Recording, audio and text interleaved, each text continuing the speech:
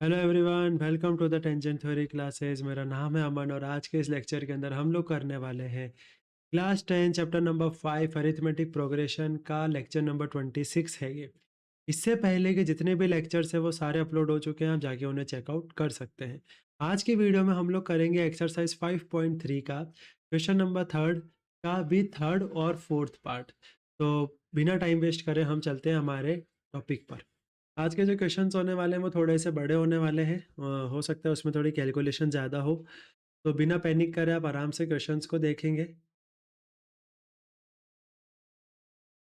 सबसे पहले तो क्वेश्चन के अंदर लिखा हुआ है कि दे रखा है 8 12 की वैल्यू।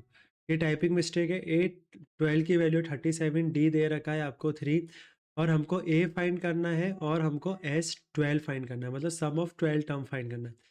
आराम आराम से क्वेश्चन देखना है, समझ के चलना है। देखो, हमको यहाँ पहुँचना है, यहाँ पहुँचना है, लेकिन दे हमको रखी है दो चीज़ें। तो इन दो चीज़ों से हमको कैसे पहुँचा जा सकता है, पहले तो ये सोचो। तो सर डी से तो कुछ नहीं कर सकते, लेकिन हाँ इससे कुछ कर सकते हैं। देखो, मैं यहाँ पे पढ़ाने नहीं आया हूँ, सिखाने आया हूँ। मैं एक एक चीज़ समझाना चाहता हूँ कि हम किसी भी क्वेश्चन को कैसे लेके जा सकते हैं। तो सबसे पहले सर आप इसको उतारो, 8 12 = 37। ये जो सर होता है, जैसे कि आपने यहाँ पे A11 लिखा, तो ये होता है A+10D, क्योंकि हमारा फॉर्मूला होता है AN = A+N-1D। ठीक है, तो यहाँ पे क्या हो रहा है कि यहाँ पे A12 है, तो ये क्या हो जाएगा, लिख सकते हैं A+11D = 37। देखो, अब डी की वैल्यू दे रखी है तो आप वैल्यू पुट कर सकते हो, लेकिन मैं बोल रहा हूँ कि पहले हम, चलो ठीक है, हम डी की वैल्यू पुट करते हैं। A+11 × 3, क्योंकि ये मल्टीप्लिकेशन में है, 37। तो ए की वैल्यू आ गई आपके पास 37, माइनस हो जाएगा क्योंकि यहाँ पे प्लस का 33 बनेगा, वहाँ जाके माइनस का हो जाएगा। ये चीज़ आपको स्विच करनी आनी चाहिए। तो ए की वैल्यू बन गई आपकी 4। चलो, पहली चीज़ तो निकली। ए तो निकल गया हमारा। ए कितना निकल गया? ए निकल गया हमारा 4। अब हमको S12 पे काम करना है। S12 पे काम करने के लिए सिंपल फॉर्मूला लिखो आप। फॉर्मूला क्या होता है? पहले मैं हमेशा फॉर्मूला लिखूंगा, Sn = n/2 2a + n-1d। Okay, done. Sir n दे रखा है, कहाँ है? देखो यहाँ पे 12 लिखा हुआ है, यानी कि हमको n की वैल्यू 12 पे ही कुछ ना कुछ खेला करना है। तो यहाँ पे जब दे रखा होता है ना, जैसे कि S12 निकालना है, A5 निकालना है, S5 निकालना है, S999 निकालना है, तो ये n, ये जो दे रखा है 999, यही आपका n है। इसी को n बोला जाता है, क्योंकि फॉर्मूले में भी Sn = n/2। तो जहाँ पे भी n आ रहा है वहाँ पे उन लोगों ने 12 कर दिया, तो हम भी करेंगे। तो S12 निकालना है, तो जब मैंने यहाँ पे लिखा है तो यहाँ पे भी लिख दूंगा 12/2 = 2 इंटू ए की वैल्यू 4 प्लस n-1, मतलब वापिस से वही हो गया। कितना था? 12 माइनस का 1, और डी कितना आया था हमारा? 3 आया था, आया नहीं था मतलब दे रखा था। तो ये कट जाएगा 6 बार में। 6 ये हो जाएगा, पहले मल्टीप्लाई होता है, 4 2 ज़ा 8 प्लस ये हो जाएगा 11 इंटू 3। पहले हमेशा मल्टीप्लाई होता है अकॉर्डिंग टू द बॉड मास। पहले मल्टीप्लिकेशन होता है, फिर एडिशन, फिर सब्ट्रैक्शन। ठीक है, तो 6 = 8 + 33। तो 6 इंटू 8 + 33 हो गया आपका 41। तो यहाँ पे आपका आंसर आएगा 240 और 6 246। तो अब आप देख सकते हैं कि एस एन की वैल्यू आपकी कितनी आई? एस एन की नहीं, S12 की वैल्यू आपकी कितनी है? मतलब 12 टर्म्स का सम करने पर आपको मिलेगा 246, और ए हम लोगों ने कितना निकाला? 4। तो ये दोनों हैं आपके फाइनल आंसर्स। समझ में आ गई बात? समझ में आ गई होगी। अब चलते हैं हम हमारे नेक्स्ट पार्ट की तरफ, पार्ट नंबर 4। अब इस क्वेश्चन को देखिए, गिवन दे रखा है A3 = 15। यहाँ पे दे रखा है S10 = 125। हमको D निकालना है, हमको A10 निकालना है। तो हमारे पास तो दो तीन चीज़ें दे रखी हैं, उससे कुछ ना कुछ करना पड़ेगा। D निकालना है, तो सबसे पहले मैं ये वाली क्वेश्चन उठाता हूँ। A3 = 15, तो ये हो जाएगा आपके पास A+2D = 15। ठीक है, डी हमको दे रखा है, नहीं दे रखा। ए हमको दे रखा है, नहीं दे रखा। कुछ भी नहीं दे रखा, कुछ भी नहीं दे रखा। तो फिर इस इक्वेशन को ऐसे ही छोड़ देते हैं। अभी देखते हैं कुछ काम आएगी तो ठीक है, बाकी आगे चल के देखते हैं, नहीं होगा तो नहीं होगा, समझ में नहीं आएगा फिर अपन को, है ना? थोड़ा परेशान हो सकते हैं हम, क्योंकि अभी तक तो कुछ भी नहीं दिख रहा है। अब S10 वाले निकालते हैं।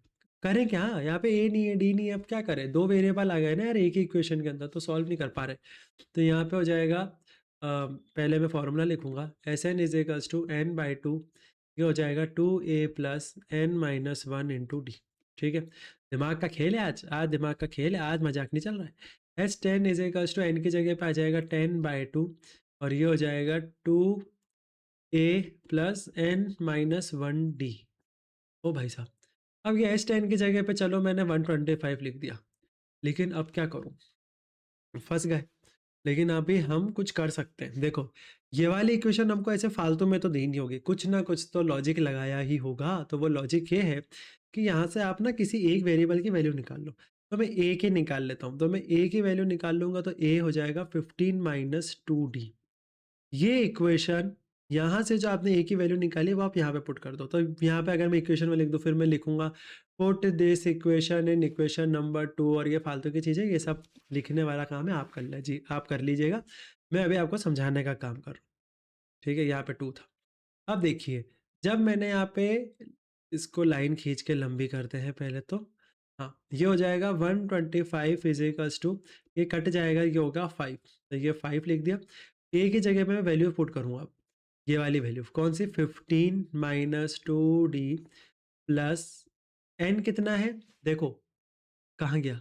ये 10 लिखा हुआ है ना? एस n की जगह पे हमने लिख दिया था ना 10, तो यहाँ पे आ जाएगा 10 - 1 × d।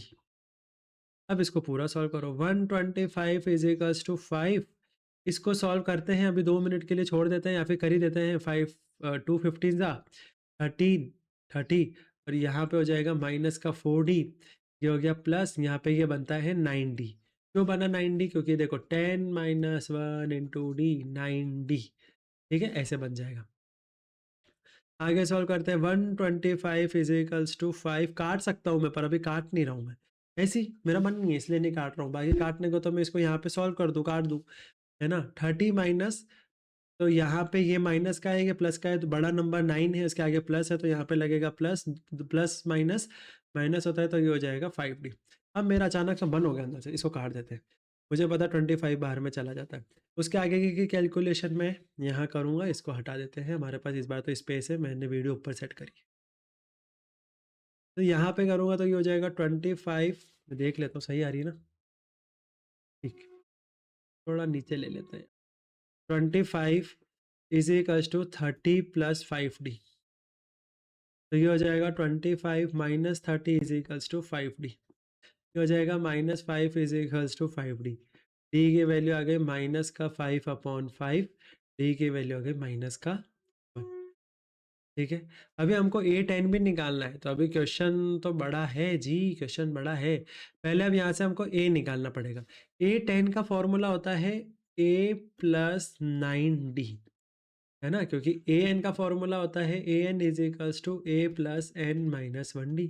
उसके लिए हमने d निकाल लिया, n हमारे पास है, ये 10 दे रखा है, ए एन हमारे पास नहीं है, निकालना है, और a हमारे पास नहीं है। तो a निकालने के लिए पहले यहाँ वाली इक्वेशन को सॉल्व करना पड़ेगा, क्योंकि d आ गया है ना? यहाँ पे d आ गया, यहाँ पे रखेंगे तभी तो सॉल्व करेंगे। तो ये हो जाएगा a is equals to 15 - 2 minus का 1, तो ये हो गया 15 + 2 = 70। तो सर आप कहना चाहते हो कि ए की वैल्यू 79? बिल्कुल, मतलब जो एपी की स्टार्टिंग होगी वो होगी आपकी 17 से। लेकिन अब मेरे को मेरी वीडियो थोड़ी सी हटानी पड़ेगी, तभी जाके मैं कर पाऊंगा। तो यहाँ पे थोड़ी सी जगह है, तो मैं सॉल्व करता हूँ, लेकिन पेन चेंज कर लेता हूँ ताकि आपको समझ में आए कि अब जो चीज़ चल रही है वो अलग चीज़ चल रही है। अब यहाँ पे हमारे पास ये फॉर्मूला होता है, तो अब इस फॉर्मूले के बिहाफ पे हम बाकी काम करते हैं। तो फॉर्मूला था हमारे पास, A10 निकालना है। A10 की वैल्यू आती है a + 9d। a हमारे पास 17 है, 9 रहेगा, और d हो जाएगा माइनस का 1। ठीक है, पहले हम मल्टीप्लाई सॉल्व करते हैं अकॉर्डिंग टू द नियम ऑफ बॉडू मासू भैया, इस नियम से। तो ये हो जाएगा 17 प्लस, ये हो जाएगा 9 × 1 = 9, लेकिन माइनस का, तो माइनस का 9, ये हो जाएगा 17 माइनस 9, तो आपका आंसर आ जाएगा 8। तो 8 10 की जो वैल्यू आएगी वो आएगी आपके पास 8 आएगी। ठीक है? तो एपी जो अगर आपकी होती बाय चांस, तो वो 17 से स्टार्ट होती और ये होती 17 से स्टार्ट होती, फिर -1 का वो आता तो 17 होती, 16 होती, 15 होती, 14 होती, ऐसे ऐसे करके होती। तो हमारे को जो 3 आंसर निकालने थे, वो 3 आंसर कौन-कौन से हैं, मैं यहाँ पे अलग से लिख रहा हूँ ताकि समझ में आए, क्योंकि यहाँ पे थोड़ा-सा गुचुड़-पुचुड़ हो गया है, मतलब थोड़ा मेसी सा हो गया है। ठीक है? तो ए की वैल्यू आई है आपके पास 17, ठीक है। डी की वैल्यू आई है आपके पास -1, ठीक है। और आपके पास ए 10 की वैल्यू आई है 8, ठीक है।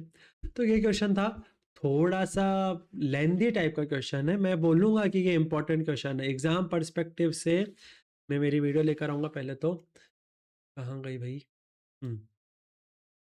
एग्ज़ाम पर्सपेक्टिव से मैं ये डेफ़िनेटली बोल सकता हूँ कि ये एक इम्पोर्टेंट क्वेश्चन है, और आपको इस क्वेश्चन की अच्छी तरीके से प्रैक्टिस करके जानी है। इम्पोर्टेंट है, आ सकता है, बहुत ज़्यादा चांसेस है। प्री बोर्ड में दे सकते हैं, बोर्ड में दे सकते हैं, हाफ ईयरली में दे सकते हैं। जब भी आप पढ़ रहे हो, आज नहीं 5 साल बाद भी पढ़ रहे हो, तो भी ये क्वेश्चन इम्पोर्टेंट रहेगा। क्यों? क्योंकि इसके अंदर फंक्शंस बहुत सारे फंक्शंस है, सगाई है, रस्म है, ओह सॉरी, ये ए निकालना है, डी निकालना है, एस निकालना है, वो सारी चीज़ें हैं। ठीक है, ओके।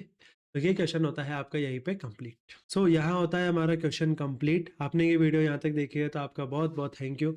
सब्सक्राइब करके जाइए, लाइक करिए, शेयर करिए, कमेंट करिए, अपने दोस्तों के साथ शेयर करिए, और अपने जो बोर्ड पेपर आ रहे हैं उनकी तैयारी अच्छे से करिए। मिलेंगे अगली वीडियो में, जो कि होगा लेक्चर नंबर 27। जब तक के लिए बाय बाय, टेक केयर, जय हिंद।